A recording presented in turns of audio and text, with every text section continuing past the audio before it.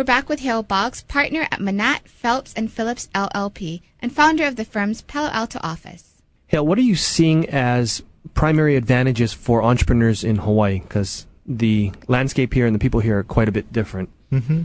Well, I think that in itself is an advantage.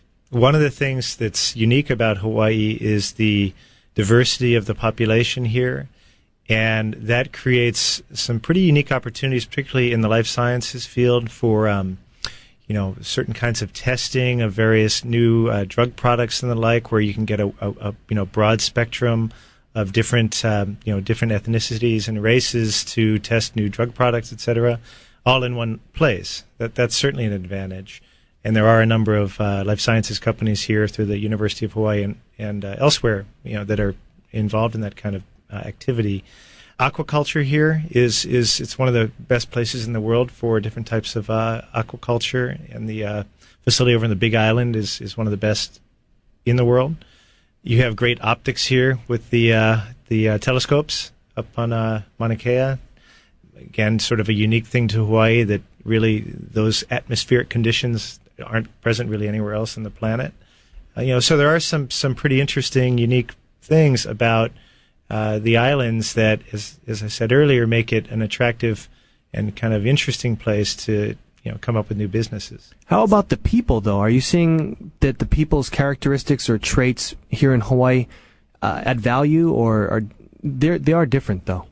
They are different, and since I'm not Hawaiian, this is my impression as somebody who comes here 3 or 4 times a year, but very friendly people and very welcoming. And I think one of the things that good entrepreneurs have in common is that characteristic, that they're outgoing people and they're willing and able to kind of share their ideas and can articulate their ideas. They're passionate about what they do. I think that's a trait that I see here in Hawaii, just generally among the population.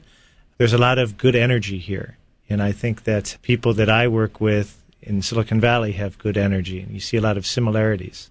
What about the business sense, though? Because I think a lot of Hawaii people, whether they're young and old, sometimes get intimidated by the mainland because, if you expand there, it's a much bigger world than Hawaii.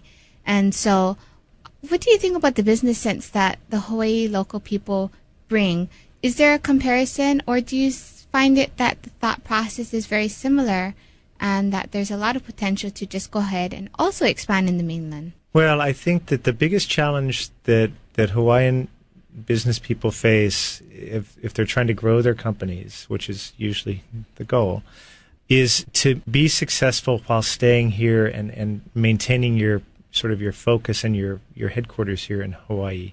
What often happens is that you will be successful in achieving some growth, but once you get to a certain point, it becomes more difficult, either because you have a limited customer base here or because the talent pool isn't quite as rich as it might be, whether it's in the mainland or Asia or wherever. So what often does happen, and it's unfortunate, I think, is that companies will have 3 or 4 rounds of successful financing, grow their business from a startup to maybe $40, $50, $60 million revenue business, and then there'll be pressure on the company to either relocate or significantly relocate some of their business, to the mainland, where the financiers of the company believe that there's more opportunity for further expansion, and ultimately, if the companies can go public, where they think there's better opportunity to do that.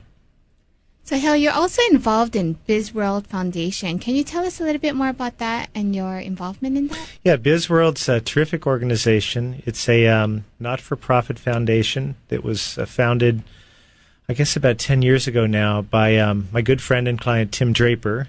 Tim is the founding partner of a VC firm called Draper Fisher Jurvetson in Menlo Park. And Tim has 4 kids. They're a little bit older now, but back in 1995 or 96, when he got the idea for BizWorld, one of his kids came home from school one day and asked him, "Dad, what do you do all day?" So BizWorld was kind of his answer of trying to explain the world of venture capital to a 9-year-old. And what we do is we go into classrooms, and now we're in every state in the United States and about 20 countries around the world, with a sort of defined curriculum. It's a 4-day program. That's our base program, where we basically teach kids from ages, it's basically grades 5 through 8, about entrepreneurship and sort of the fundamentals of business. They make a product. It's a friendship bracelet that I'm wearing here. And so it's 4 days. Basically, there's a design day, a production day, a marketing day, and then a sales day. And it's teams of 4. So the classroom's divided up into however many kids there are, but groups of 4. And they appoint one of them as CEO, one of them as their salesperson, one of them as their CFO, and they make this product and they account for it and they sell it, and they really have a good time. And by the end of those 4 days, I mean, it's pretty amazing what these kids have picked up. It really is. It's infectious too, and the teachers love it because it's a break for them. In some states we've actually gotten it as approved curriculum for public education, and we're working on that in other states. And it's terrific. And I think we've actually done some programs here in Hawaii as well. Thanks for tuning in. Stay tuned for more on Greater Good Radio.